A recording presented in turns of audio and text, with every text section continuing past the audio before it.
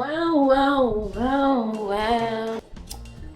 I did spend $45 on this candle, so I'm gonna use it until it's dead. It's not even that big, but it does smell quite amazing. Hi, welcome back. If you're new here, my name is Talia. If you're not new here, my name is still Talia. On this page, not only are you going to be educated, but you'll be entertained and potentially fondled if I feel like it. And if anything about that sounds good, I suggest that you like and subscribe. If you've seen my content before and you really enjoy it, I have short form pages where I post more frequently on. I'm going on a date.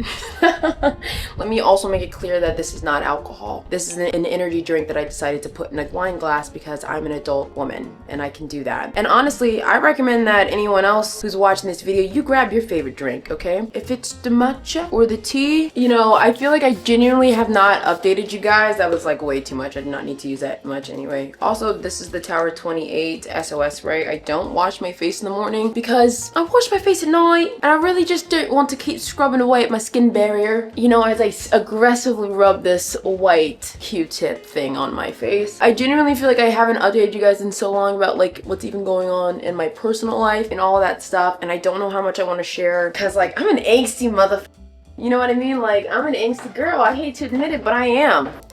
This is the Green Tangerine Vitamin C Dark Spot Serum. You guys know this is, if you have been with me for a while, you know that this has been in my routine for like the longest time. I love it anytime I have like dark marks because I do get dark marks from my acne scarring, and usually it happens like once a month, and then like in 2 weeks like it fades them away pretty well. But yeah, I'm telling you guys pretty much what ends up happening with me. I end up doing, I'll batch film this content. I'll film like 3 or 4 videos in an amount of 2 weeks, which is really fast to film a YouTube video if you know anything about that. And then I will experience life for a month because I'm doing a lot of traveling recently, and like that's just the only way that I can make sure that I'm being consistent with you guys but also living motherfucking life. Like the last thing that you want to do is pull a camera out every 3 seconds, like when you're in a new country, especially when you don't know people and you're already a little bit uncomfortable and you're unsure. And like this way, if I get extra content when I'm out there, great, love that, but I'm not relying on getting content while I'm out there, and that's what I prefer. And then I'm gonna take, this is the Super Good Play SPF Everyday Lotion. I had people ask me, oh my god, like girl, how you be glowing? This is how sunblock. And if you as a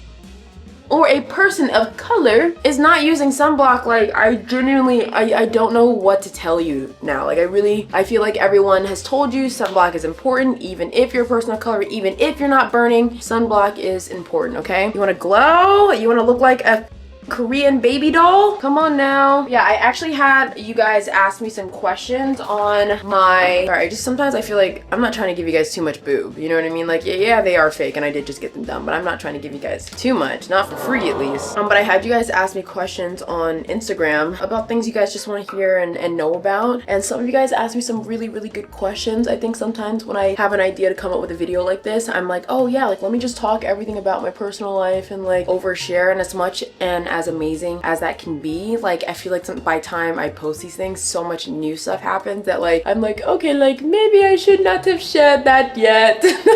By the time you guys are watching this, like I will be in Japan, and then I'll be in freaking Canada for my friend's wedding, and then after that I'll be in Turkey, and then after that, and Ariel doesn't know this, but we'll both be in Portugal. That's what I'm gifting her for her birthday. And let me tell you a quick story time with that. My best friend is my best friend for a reason. She stood by me like when I was just a dirtbag. Not that I was an awful human being or that I thought that I was an awful human being, but like I just definitely was a coward. I was a coward and I wasn't very womanly and I was selfish, and she stood by me through that and worked with me to like change the ways, like in order to make our friendship work. And I remember when she was like 22, maybe 23, she had gifted me a trip for my birthday to Vegas. It was a surprise. We went to Miami for my birthday for my 21st, and then on the trip she gifted me a trip to Vegas. And this is at the point like when both Ariel and I like really don't have Miami. Like we're, you know, we'd probably sell feet pics if it was that simple just to get some money. She ended up having to pay that off their credit card for who knows how long. I never asked. I was too scared to ask, really, and too shocked that like someone would do that for me. And now that I'm in this space, like I want to show her how much I appreciate those things that she did for me, like when we weren't in that space. So I'm gonna gift her a full trip to Portugal, and I'm really excited. And I think that when it comes to friendships and it comes to people that you care about, I think that you should treat it just like a relationship. You know what I mean? Like I feel like it wouldn't be a weird thing if a man, or if your girlfriend or your boyfriend boyfriend like gifted you a trip somewhere, and I don't think it should be weird when a friend does. And I think that when you put energy into those spaces with the people that you care about and you love, like, and you pour into it as much as someone pours into you, like, or even more than, or even, you know, it doesn't matter. I think that like that's builds true connection. Do you know what I mean? Me and Ariel have been best friends since 2018. I mean, I was an 18-year-old woman then, and I'm a 25-year-old woman now. I'm a completely different person. And she's seen so many different phases of that and have been there to support me in so many different phases. And so I'm excited to do this with her and experience this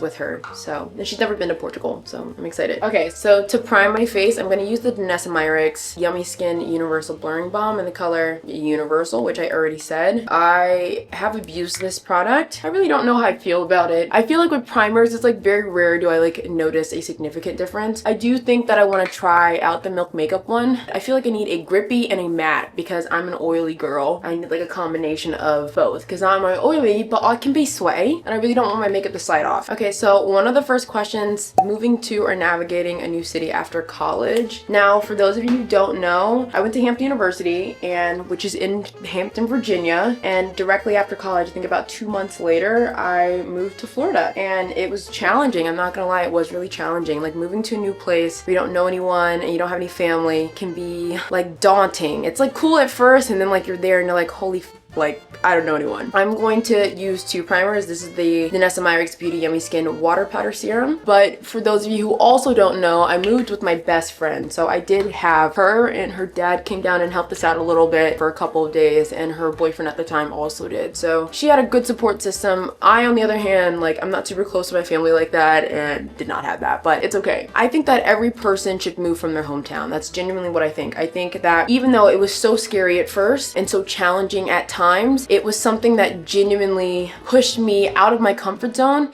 and allowed me to grow, and I'm so grateful for that, because when I look back on what I would have been doing, because I didn't end up taking the original route that I planned on taking when I was in school, I would have just been working at Olive Garden living with my dad, and like a part of me knows that like that's what I would have done deep down, because like that's what I was really comfortable with, and in moving I was forced to not be able to rely on those things. I know that I look like I have a mustache similar to that one lady in Mulan. Va Mulan! Sorry, wasn't trying to be racist, just trying to mention a reference from a movie that we've all seen. Is your future in-laws. You must demonstrate a sense of dignity. See? I'm not racist. And then this is the lip statue stain in the color Clover 05, and then I'm going to top it with the Wonder Skin lip stain in the color Hush. I just feel like this like has a nice like warm reddish brown color, and I think that looks better on the center of my lips. That way when I do take off this stain, everything doesn't look too dark, especially like since it's the daytime. You know, I'm not going out at night. I don't want to be doing that. I think you all should move. Like if you're in your 20s and you're trying to figure out like what should I do, because like I moved and like I got a little bit of money, not a little bit, I got a decent chunk of money, and also I was working from a refund check that I never ever received from my school, and like that to me was like another sign from God that like this was the space that I was supposed to be in, because I was so stressed because I didn't have any money for the move. And then it just worked out, and I was like, okay God, like you're telling me to do this, like hell yeah, like you're showing me that I can do this. You're giving me no reason to not be able to do this. But I used all of my money to move, and then that was obviously my first time having an apartment with my best friend, and I didn't realize that like the move is just one part of the equation. The other half of the equation is the fact that you have to buy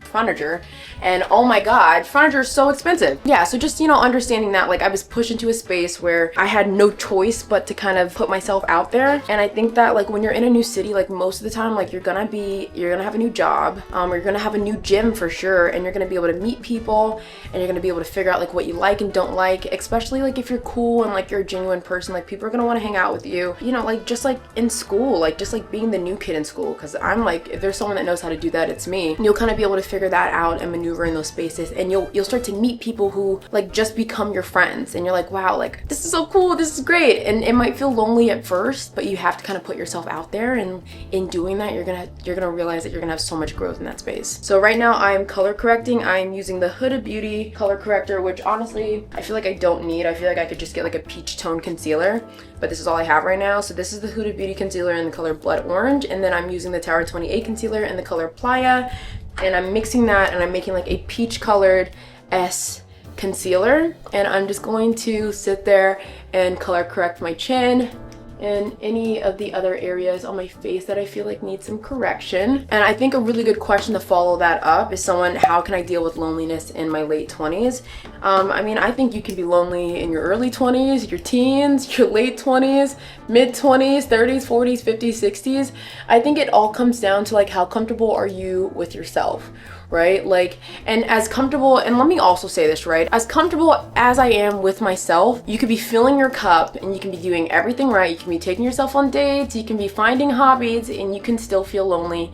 And that's okay. I think us as human beings, like, we're not meant to be alone. And I think that having feelings of loneliness, even when you are pouring in yourself, I do think that that is still a normal thing. But I think on the other end of that, right, is and if we're talking in loneliness in romantic aspect, like, that's a different story. But if we're talking about like loneliness in general, I think that that's when it's really important to like really put yourself out there and find good friends, like good girlfriends, good relationships, and pour into those relationships and prioritize those relationships.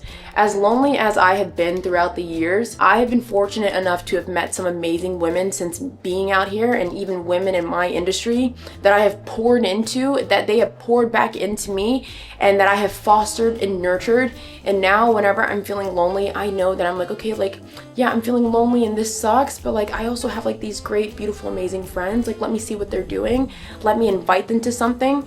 And I think sometimes like we do this thing where like we think that being lonely is like a self-deprecating thing, and it's like, oh, like, look at me, I'm so lonely. But it's not like, look at me, I'm so lonely, because you have to think that like you have to put in some of that work when it comes to meeting people, right? When it comes to planning things, especially when you're older and you're not in college anymore and you're not friends just based off of proximity. You have to put yourself in spaces and create your own situations in order for you to not feel like that. So if that means, you know, doing, like, for instance, I'll give you an example. If that means something in your life has to become more inconvenient in order for you to nurture these relationships, then so be it. Because I'm so busy and I've been doing so much traveling, my friend Lana, like, she's also very busy. She's doing such amazing things, like working in the hospital. She's about to start studying for the MCAT. She had invited me to go. Do you see that? Do you see how that just corrected everything? Like, oh my balls. But yeah, she had invited me to go to a restaurant opening for one of her friends. This is the Charlotte Tilbury Flawless filter in the color 7 Deep, and it was like an hour and a half away in Tampa, like just something I would never say yes to. But I knew I was leaving next week. I knew I wasn't gonna see her for a while, and even though I had a lot of work to do, for me, I vowed that I was gonna foster those relationships. And like, if that's the only time I can spend with someone, and even though it is inconvenient, like, you don't get this time back. And so I went. I had a great time. We had a great walk. We talked about a lot of things. I got to know her and on a religious aspect that I didn't know, and I felt a lot closer to her. And I'm really happy looking back at that I went, because we start saying no to things when we don't want to do things. But I'm like, okay, like, you owe people time if you want time. Do you know what I mean? You owe people time.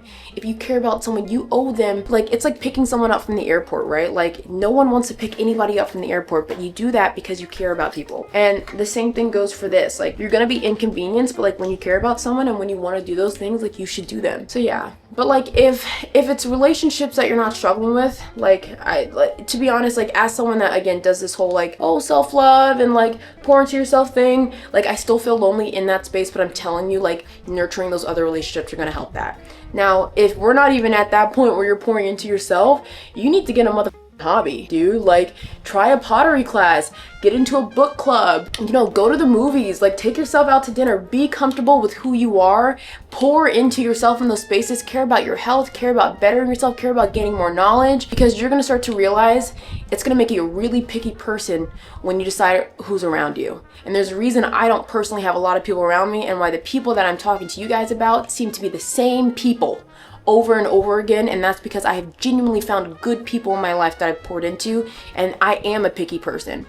I'm cool with being, you know, like, okay, like, yeah, like, I know this person and this person's cool or whatever the but like, to call someone my friend, that's a very different thing. And I have tears for friendship. And also, guys, like, there isn't gonna be a moment like where one day you wake up and you're gonna be like, oh my god, like, I'm not lonely anymore. Like, the lack of the feeling of loneliness is just distraction. Like, that's the exchange. Like, if you don't want to feel lonely, distract yourself. Put things into your life that you genuinely enjoy. Like, that's the cost, or that's the exchange, right? Okay, this question was really good. This is, what are your biggest life lessons thus far? How do you plan to navigate your 30s? I actually really like this question, because one of the things that I noticed the most with people is that they don't do a lot of self-reflection. We're just kind of going through life, we're experiencing it, and then we're not thinking about how things affect us or why we feel the way we do or why we should change the way that we're acting or so on and so forth. And then because of the lack of self-reflection, there's a lack of self-growth. And I feel like a lot of people, I don't want to say a lot of people, but I feel like I used to be in that category of people that like didn't think that there was anything wrong with what I was doing or with how I was thinking or how I was navigating through life. One of the biggest lessons that I have learned for me personally that I genuinely feel like has helped was that sometimes I am the problem. Sometimes I am the problem. Someone let that sink in a little bit, okay? Sometimes the way my perspective and my point of view isn't always the right point of view, isn't always the right course of action. My feelings isn't always the one that needs to be considered. How I am treating people,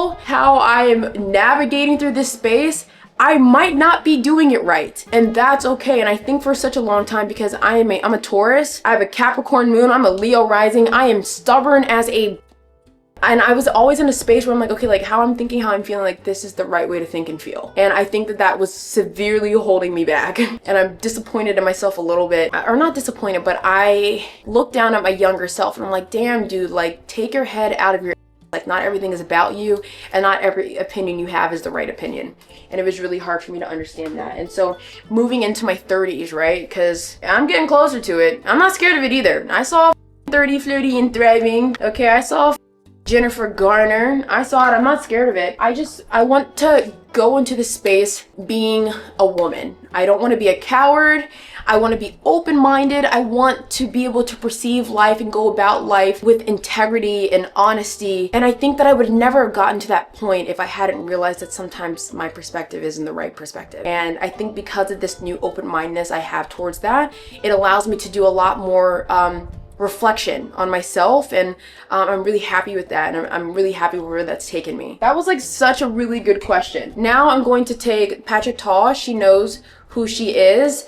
Blush duo, I kind of it up a little bit, but like that's how you know I be using it. This color is like a terracotta. I think it's like stunning. Sometimes I'll go back and forth between this and the Charlotte Tilbury blush in the color Cherry Glow. This color is also really stunning, and I think that you guys would like it, but I'm in a terracotta mood. I'm gonna take that and I'm just gonna place that on my cheeks and stuff. I know I look really crazy right now, but I promise you guys, like, everything's gonna come together. It really is. Okay, so in your 20s, when everything is changing, how to navigate it when it feels like it's out of your control. I think like a majority of life is gonna feel like it's out of your control, and I think that that first off is something that you just have to recognize and accept. You need to accept that there are certain things that you are not going to be able to have any sway in. But on the other end of that, right, like I think that if you genuinely do everything that you're supposed to, right, if there's something that you want, if there's a space that you want to be in, I think if there's an apartment that you want or a house that you're trying to get, you know, whatever the heck it is, I think that if you do your part, even if sometimes it feels extremely inconvenient and it doesn't work out, at least you can say, okay, well, I did everything that I was supposed to do and this didn't work out, which I can accept just means that it wasn't for me. And I think that viewing life like that has made it so much easier for me to not feel like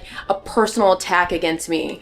I used to be like, oh, like life sucks and like this happened to me and this happened to me and like why does this person have this opportunity that I don't have and blah blah blah blah. And then I'm like, okay, but like I did everything that I could and I still didn't get it, which only means that it wasn't, that door was never meant to be open for me, and I'm okay with that. And then like I feel less attacked. I feel way more peace when I go about life like that, because I'm like, oh, like okay, like that's fine, another door is gonna open, like this just wasn't the one for me and I'm okay with that. And I don't know, it just makes it easier. But you're gonna have to accept that there are just some things that, like, especially when it comes to timing or when it comes to just life things that you want, first recognize, have you done your part? And if the answer is yes, okay, well, like, either you get it or you don't get it. And if you don't get it, it's because it wasn't meant for you. Move on. Okay, I know that I've put on an extraordinarily amount of blush, but I don't care. A little bit on my chin, not too much though. So the next question is, do you feel like it's easier to make real friends in your 20s compared to high school? In shortest term, I'm gonna say I think it's easier to make friends in high school, period, right?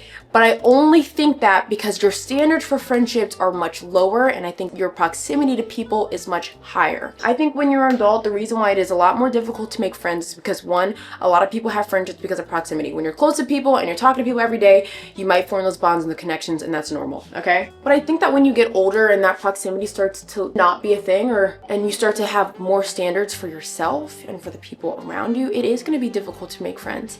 But like, that's not a bad thing, right? It's not a bad thing for you to be a picky person when it comes to the people that you have surrounded around you. Because if you have a bunch of losers around you, dude, spoiler alert, you're a loser. And I swear I'm not trying to be mean when I say that, but like, if you are centering yourself around people who don't want anything more for themselves, who are caught in these super toxic loops with boyfriends and like letting people do these awful things to them, doing a ton of, you know, drugs and alcohol all the time. And of course, every now and then it's fine, but like when you're doing that stuff all the time and like there isn't anything that aligns with the person or the woman that you want to be or the man that you want to be, like it's just not going to happen. It's going to make sense that you're going to have a harder time, and that's a good thing because that just tells you that your standards are high. If you were friends with everyone or you considered everyone your friend, I need you to check that. You shouldn't want that. You shouldn't want that. And like I was talking about earlier with my friendships and pouring into that, like you should be picky with those people. Like for me, like I would never be friends with a cheater. I wouldn't be friends whether it was a girlfriend or a guy friend. Yeah, like a standard for me is that I would never be friends with cheaters, right? Because like to me, that is not a part of my moral code. I don't respect people that do that to their partners. I don't respect people who do that and think it's okay. And I really don't respect people who see it happening, are a part of whatever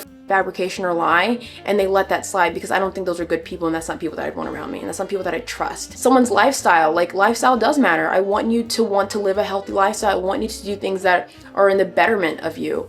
My friend Lana and all of my friends, they all care about their health. They're all focused on those things. And so when we're hanging out, like it's nice to not feel uncomfortable or awkward because you're talking about these things, or like even the activities that you choose to do, like they're centered around things like that. Like, okay, let's go for a walk at the park and to the farmer's market. Like, let's do some wholesome stuff, or let's go to the movies, or, you know, let's do pottery. Like the standard that you hold your friends at, I promise you, like that's important. And this isn't to say like, oh yeah, like you're just never gonna have friends or blah, blah, blah. Like there are a lot of people that I'm really friendly with and I consider them acquaintances, but like that friend word, I keep that close to home. I don't know if you can tell, but I do feel like this is already kind of coming together.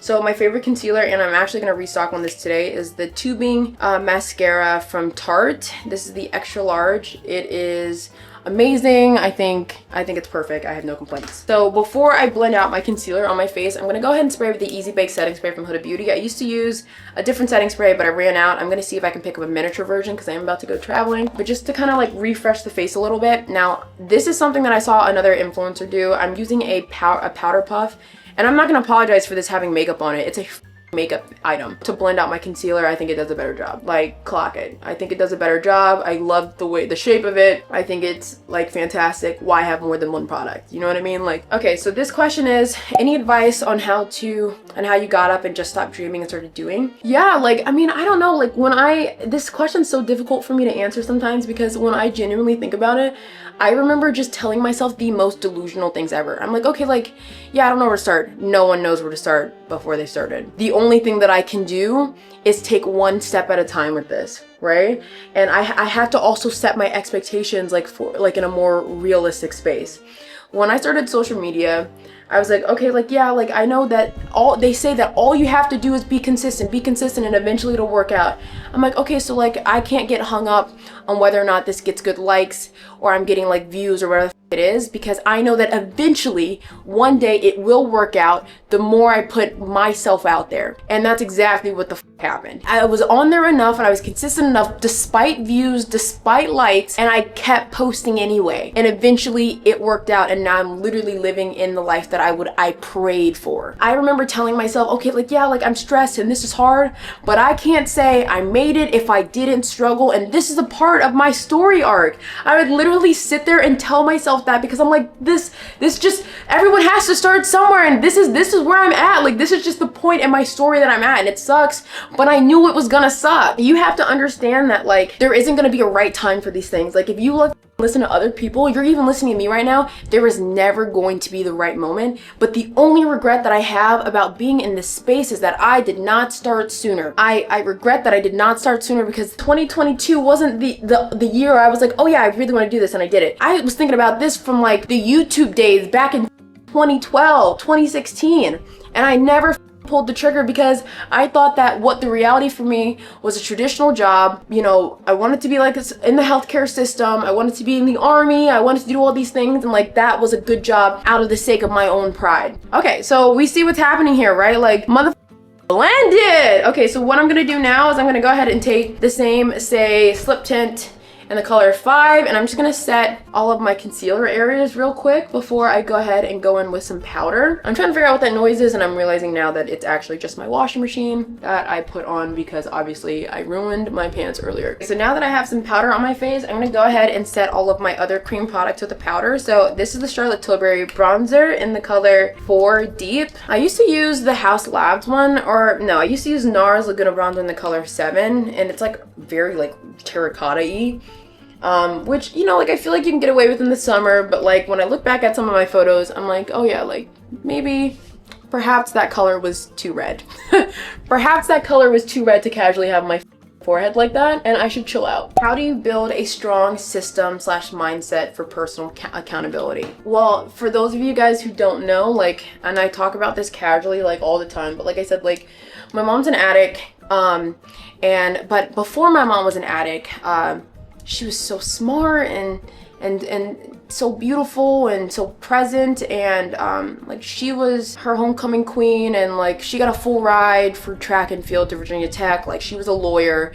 Like my mom said a lot of things to me that like made me feel like I had something to prove, and it got to a certain point where once my mom's health started to decline in my head, and you know, trigger, you know, just a quick trigger warning for mental health, like there were so many times where like I wanted to like leave this earth, and I remember thinking to myself that I'm like, okay, like if I leave this earth, like I'd be doing such a disservice to myself, and I'd be doing it out of spite of the situation that I'm in, and not because like that's something that I want to actually do. And it got to a point where I felt like I needed to be successful so that I could prove something to myself and to, you know, my imaginary haters and my mom, you know. And sometimes I don't want to admit that that's the reason why I push myself so hard, but like I push myself so hard because of my ego. I'm like, okay, the last thing I want is I don't want people to be able to say that like I've always just wanted to be successful. I've always wanted to be successful. I've always had this underlying feeling that I'm gonna be successful, and so that fear and that ego hunting is what made me hold myself accountable.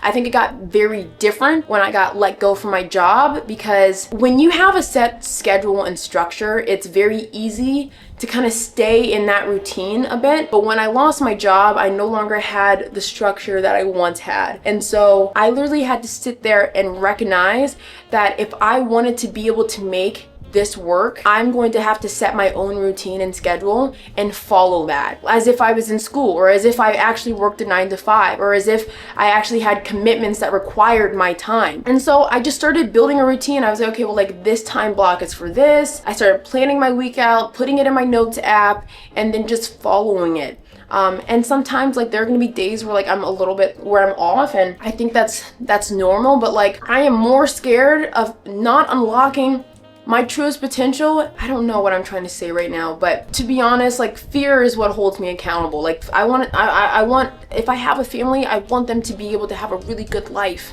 I don't want to have to struggle for certain things in life. I want to be smart with my money. I want to be successful, not only financially and like career-wise, but like I want to have a successful family dynamic if I have kids.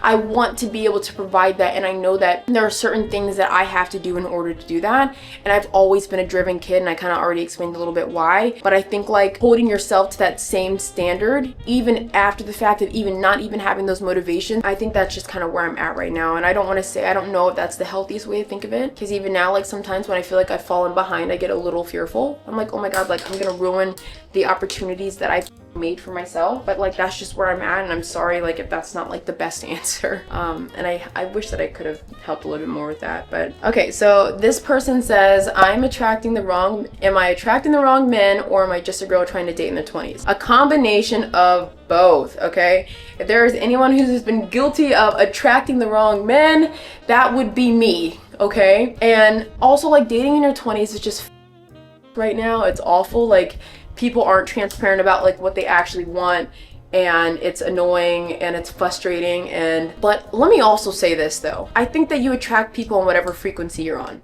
So if you're on a low frequency, you're gonna attract low frequency men. So if you want someone that is great and all these other things, you better make sure that you're great and you have all those other things. And in having that, right, because that's just one part of the equation, you need to also make sure that you are actually choosing effectively. I've been so guilty of dating people out of attraction and dating people as a distraction, and in dating them already seeing the red flags and ignoring them anyway because I don't feel like choosing better. And when you do that, that's what stops you from meeting the right person. Once you finally make the decision that like the standards that I hold myself to are the standards that I want to hold my partner to, and I'm not going to give them any leeway on that, is when you start finding better men.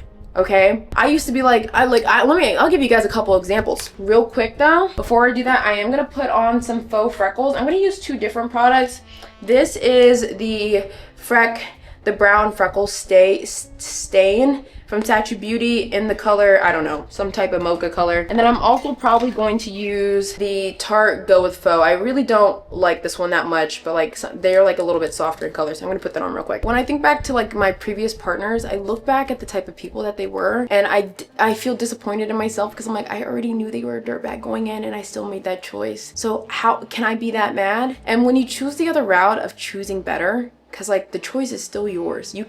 People can come up to you and you can feel like you're attracting this negative energy, but like really you're picking that. When I have men who come up to me and I can smell the bullshit off their breath, I'm like, oh yeah, like this is just someone I would never be with. And they are fully wiped away from my mind because that is a standard that I set for myself and the people that I have around me. So having some discernment when it comes to that. But like it's gonna be tricky. Like your 20s are like when it comes to dating, because you know men are broke, men aren't in the spaces that they want to be in, and they also aren't honest about that. And so if that's the case, like I'm sorry that you're going through that. I know that's annoying. At the end of the day, if you look back at your stuff, I'm sure you know. So choose better. You'll have less options, but like that's a good thing. That's a good thing. You want to be picky to the point where you have less options, and I don't think you have to settle for much. Especially if you can bring everything that you want to the table to yourself, they better be adding to that. And they don't, okay, well like you're not ready for me. I'm gonna go ahead and take off the stain. It's like begging to come off right now. There we go. And then I'm also gonna go ahead and get a wipe and then wipe off the other one. So one of the next questions, and I probably should have answered this one a little bit sooner in the video, I think it would have made a little bit more sense, but it's how do you manage imposter syndrome if that's something you've ever felt? Holy I feel imposter syndrome all the time, especially like when it came to like money and being a business owner. Like I used to think the word entrepreneur was a silly word because everyone in my university, I felt like abused that word for saying they had some type of business and that they were an entrepreneur. I felt like a lot of the people I went to school with devalued the word entrepreneur, and so I never considered myself that. I never considered myself someone that would be self-made, a businesswoman. Like that's just not something I saw. And so when I started to make a ton of money, I felt really unsafe in it. I felt so unsafe in it. I was like, oh my god, like I'm making all this money, which doesn't feel real. Like when you start making a lot of money, it does not feel real. And I was still operating as if I wasn't making any money because I was so scared to spend it because I had a scarcity mindset, you know, from growing up with a lot of lack. I had hired a financial coach and she had told me an affirmation, and it was like, I am safe to feel secure in the money that I'm making. It's something like, I can't remember it exactly, but it's like, because like she told me, I forgot what the affirmation is, but it's like also because like I deeply believe this now, that like despite what happens, like I'm always going to be okay, and that like even if I choose to stop doing what I'm doing, I will find success in another space, and I don't have to worry about this feeling temporary, because it's not ever. Like I promise you, like I went from thinking that to like now truly feeling that like I don't have to worry about that in this space, and my money is probably like tripled. You don't have to feel like what you're doing or like how it's making you feel is that like you're not qualified or something, right? I used to be like, oh yeah, like, you know, like even for personal training, even though I have a degree in kines, even though, and not only just a degree, but I finished first in my major, second overall in my entire university, even though I had a certification from like one of the highest renowned, you know, like PT classes like from NASM, even though I have all of this background information and I've done all this work and I've worked with all these different people, I still felt like I wasn't qualified enough. And you have to understand that there are people who are less qualified than you doing more, selling more, making more money, doing more things. It is so crazy to me because when I was in high school, I used to think people with college degrees were the smartest people in the world. And I was like, oh my God, like they have a master's in this, they have a master's in that. And now that I'm an adult and I'm 25 and I'm looking back at my own degree and I'm looking back at my peers who have degrees, who have master's degrees, some of them who have doctorate degrees, I'm like, oh, like, do you know what I mean? Like, look who our president is. Do you think that mother feels any imposter syndrome? Okay, and if someone like that can get all the way up to presidency, I need you to start raising the bar a little bit higher for you. What you're doing and what you're being involved in, like you have a seat at that table. You're meant to be there. They wouldn't, like, people are like, even like how I felt like when I was getting invited to the shoots, or even like me being a Gymshark athlete, every person who is here right now was picked for a reason, including me. I have value. What I'm doing something that is helping people. I'm doing something that I know what I'm talking about, that I'm passionate about. And just because I don't feel that qualified, other people aren't thinking that. No one is thinking that. And that's literally just like a reflection of how you feel about yourself, and less about the fact of whether or not you are an imposter, because you're not. I think that everything that I have received, I've gotten because I deserve it. There's not a lick of imposter that is receiving that. Do you know what I mean? Like, I'm getting these things because I did the work to get them.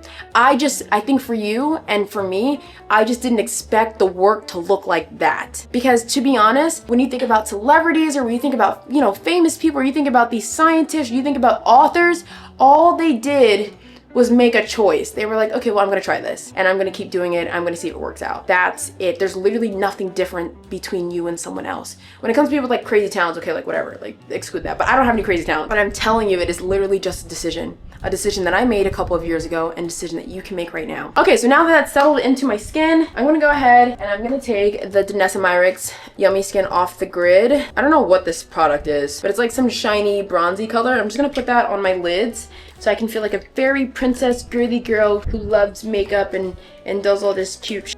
I'm just gonna put that on my lids. Oh my God, just give me a little shine, a little sparkle. There we go. And then on the bridge of my nose. And then I'm gonna take the L'Oreal Infallible Paris 3-second setting mist. Dude, they use this all over the UK. Like this, like I see a lot of people use this, and I was like, oh, like it's like drugstore. Yeah, okay, but like it's good. Makeup artists use this. So the final thing that I'm gonna put on my lip is actually a new product that I got. Dude, Satchu, like they sent me a random PR box. I have no clue how they got any of my information because they never reached out to me, but whatever, I got it. This is their new, I don't know if it's their new, but this is my first time experiencing it. It's their lip elixir. And this is in the color Midnight Lychee. And when I tell you, like it coming out of the applicator, I'm not the hugest fans because it can be a little bit messy, but look at that. Like, are we seeing that color and the shine that it just gives? Oh my God, like it's gorgeous. Like it's gorgeous. Okay, so that's the final makeup. I do want to quickly like run down a few more of the questions. So someone also asked me, I want to start an Instagram page. Do you recommend a phone or camera for content? Dude, like use your phone. Like I have a camera for YouTube, but the only reason I have a camera is because of YouTube. I didn't have a camera beforehand. I think your phone does just fine. If you look at all of my content on my short form platform, if it's not a promo for a YouTube video, it's filmed on my phone. I cannot be pulling a camera out, and you don't have to be doing it either. But I do think, right, like YouTube has made it so much easier for me to talk to camera when it comes to my short form or even on my phone. And that is something that I'm really grateful for because I feel really confident in front of it now. But you have to just do it over and over again. I think you getting like an iPhone Pro Max, the camera and the sound quality is good. I have the 15. I haven't even upgraded to the 16 yet because there's nothing wrong with my phone. Even though my plan says I get free upgrades, I just haven't done it because it's more effort and work to get the same phone in a different font. But you don't need special equipment, and I know people are like, oh yeah, you don't, but like you'll be more motivated if you do. Maybe. Okay, I've been guilty of buying fitness clothes when I was younger and still not working out. Like, clock it. Like, if you're not doing it before, you're not doing it after. I promise you that. I'm gonna put on some clothes and I will be right back.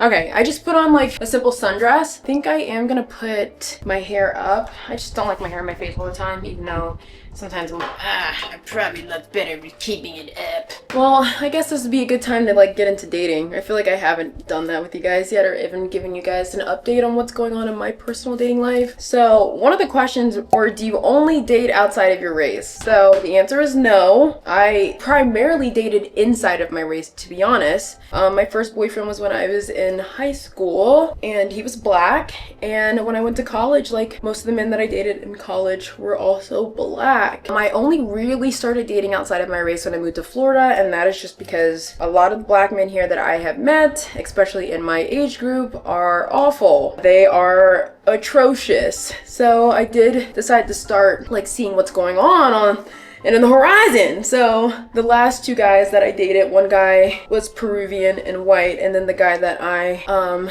currently dating now is English, like English and French, and he's in the UK, but I am a girlfriend now. I know, like it kind of feels weird saying that because I feel like I haven't said that in so long. I've just like dated people, but like it just feels so different, and it's like an uncomfortable term for me to think of, that like someone has swooped me off the market, but like, and also for me to feel like so much confidence in this person. This is like the first time I've ever dated someone I didn't see an end point. And like to go back to what I was talking about in my previous question with the girl, with the person who was asking about dating in your 20s and like, is it like this, is it just this bad, or like am I attracting the wrong men? Like again, like I felt like for a really long time that like I wasn't gonna find my person, and like that made me really sad, because I do know that I'm in a unique position being a Black woman who has success and who has power and who has finances, and I know that that can be intimidating. And I was really just like, I'm like, damn, like I might just be single for the rest of my life, because like I couldn't imagine finding someone that like would be able to give me what I need and support me in the spaces that I need to be supported in, and provide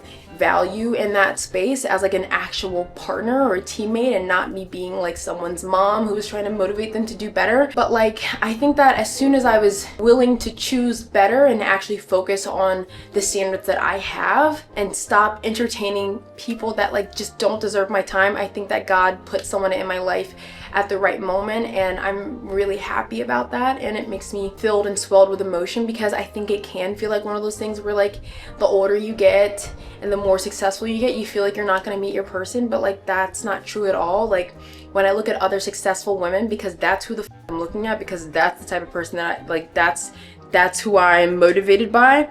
Sometimes like when they find their partners, like they're in their 30s, or maybe they're in their 40s or 50s or 60s. Like if you knew that you were gonna find your true love, and not saying that I love this person yet, not saying that online yet, if you knew that you were gonna meet your person but it wasn't for another 10 years, and you just knew that it was gonna happen in 10 years, like how would you feel? Right? It's like the same thing with being successful. If you just knew in 5 years, if you kept doing what you were doing, you were going to be successful, wouldn't you keep doing it? It's like the same idea. Okay, so the next question is, how do you navigate dating as someone who has a large platform and is extremely successful? I am an online dater. I'm an online dater because I work from home. Do you know what I mean? There aren't many opportunities for me to meet people in the wild, and there aren't many opportunities, especially with all the traveling that I've been doing, that like I can just like go to a restaurant, sit at a bar, and then, you know, start up a conversation with someone, you know? So I'm an online dater, and what I was doing was, at first I used to keep my Instagram in there. Okay, so for moisturizer, I'm going to use the Jose Moran in the body butter in the scent Vanilla Vibes. This doesn't really smell like any vanilla that I've ever smelled before. I don't know what the this is. Maybe like more of like an unsweetened cake. It does smell really nice, but I wouldn't say that this is like vanilla. But yeah, I put my Instagram in my bio because like I think a part of me, like my ego was kind of stroked. I'm like, oh yeah, like they'll see me on Instagram because they're like people stalk, and yeah, that'll make me look more desirable. But then when I realized that the people that I was attracting were like commenting about my Instagram, I was like, oh, like I don't like that. So I stopped putting my Instagram in my Hinge, and then if people asked me for my Instagram or my number, I just gave them my number if I was interested, because I don't want people to get to know me or what I do influence their decision about whether or not they want to be with me or whether or not they see more value in me. I would rather you get to know me like anyone else. Let's go on a date, like see if we have chemistry or some type of connection, and then move forward that way, and then kind of have that conversation about what I do. But it is really difficult. It is really hard because I want my partner to be in a space that is close to me, is on the track with me, not like in terms of social media, just in terms of like what they want to do with their life and the passions that they have. And also like there's a certain lifestyle that I want, okay? And I know that like me being picky like that is going to be even more difficult when it comes to the dating pool, and I'm understanding of that, especially when it comes to people in my life. But yeah, it's hard. It's hard because you feel like you're going to be alone, and you feel like you're never going to meet someone that's going to be able to fill those shoes that you've put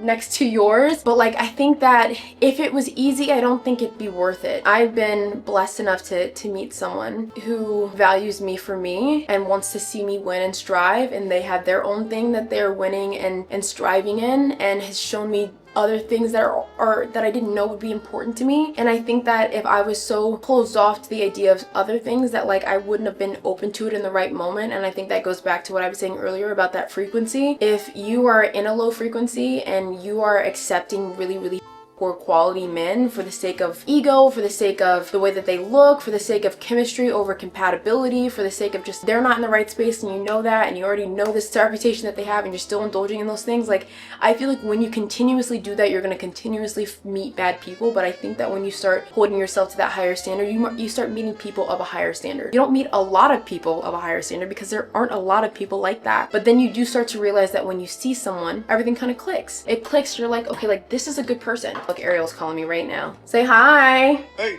Ariel, they can see you.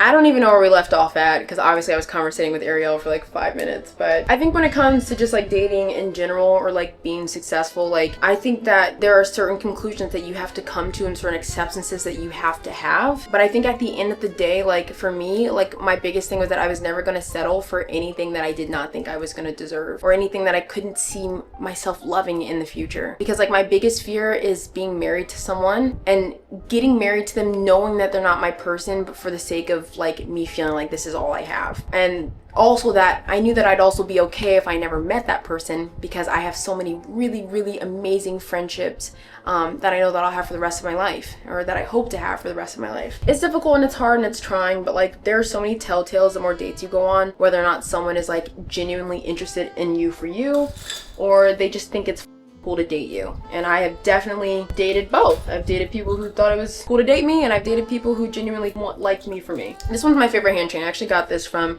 Amazon. You guys do ask me a lot where I get my jewelry from, either Amazon or En Route. That's where this bracelet's from. It's like my favorite bracelets from En Route. And then like this and my watch, all of that is from Amazon. And then my earrings are actually from En Route too. Like they're these really cute like flower embroidered earrings. Yeah, I honestly have no clue where we're at with this chit chat Get Ready With Me, but I'm excited for this new chapter of life. Like I said, I'm gonna be traveling for an entire month. I'll be in Japan, Canada, Turkey, Portugal. I'll be at Hampton for the homecoming, and then I'll be home for a little bit. I'm probably back in London for December because I'll spend Christmas with I might spend Christmas with his family. We'll see. I might spend Christmas with my family, even though I don't celebrate Christmas. Yeah, I'm right now, like, I am in a space where, like, I feel like I'm in another chapter of life and I'm understanding and navigating through this chapter differently than I have before. And it's scary and it's daunting, but I know that that's just how it goes in your 20s or just like in life. And I'm trying to be open-minded to these things and also patient with myself. I know that I don't have the answer to everything. I know that I can't see the future. And so I'm just trying to navigate and work through with what I do have, and I have a lot, and I know that, and I'm grateful for that. Yeah, I hope you guys like this episode. I know it's probably really long and really just, I know it was long. It had to have been long, but I think it was fun to kind of debrief a little bit with you guys. If you guys liked it, like, make sure to like and subscribe. If not, I think it's weird that you got to this point of the video and haven't, because it's giving like hater energy and I don't like it. Clock it. And I want you to tell your sexy uncle, who's a little bit creepy at the parties, to suck my meat. Oh, behave. Yeah. Yeah, baby. Yeah.